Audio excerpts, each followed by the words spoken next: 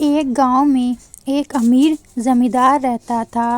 वह जितना अमीर था उतना ही कंजूस भी था।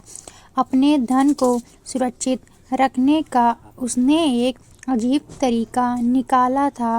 वह धन से सोना खरीदता और फिर उस सोने को गलाकर उसके गोले बनाकर अपने एक खेत में एक पेड़ के नीचे गड्ढा खोदकर डाल देता था।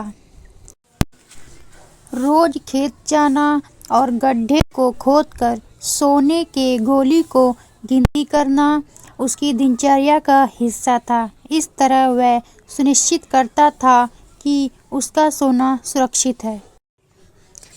एक दिन एक चोर ने कंजूस आदमी को गड्ढे में से सोना निकालकर गिनते हुए देख लिया।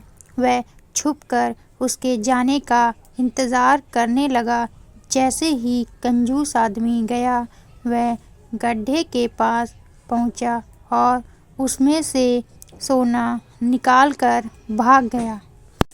अगले दिन जब कंजूस आदमी खेत में गड्ढे के पास पहुंचा तो सारा सोना नदारद पाकर रोने पीटने लगा। उसके रोने की आवाज़ वहां से गुजरते एक राहगीर के कानों में पड़ी तो वह रुक गया। उसने कंजूस आदमी से रोने का कारण पूछा तो कंजूस आदमी बोला, मैं लुट गया, बर्बाद हो गया। कोई मेरा सारा सोना लेकर भाग गया। अब मैं क्या करूं? सोना किसने चुराया? कब चुराया? राहगीर आश्चर्य में पड़ गया। पता नहीं चोर ने कब इस गड्ढे को खोदा और सारा सोना लेकर 9-2-11 हो गया। मैं जब यहाँ पहुँचा तो सारा सोना गायब था। कंजूस आदमी बिलखते हुए बोला, गड्ढे से सोना ले गया। तुम अपना सोना यहाँ इस गड्ढे में क्यों रखते हो? अपने घर पर क्यों नहीं रखते? वहाँ ज़रूरत पड़ने पर तुम उसका आसानी से उपयोग कर सकते हो। राहगीर बोला, मैं अपने सोने को कभी हाथ नहीं लगाता। मैं उसे सहेज कर रखता हूँ और हमेशा रखता, यदि वो चोर उसे चुरा कर नहीं ले जाता। कंजूस आदमी बोला।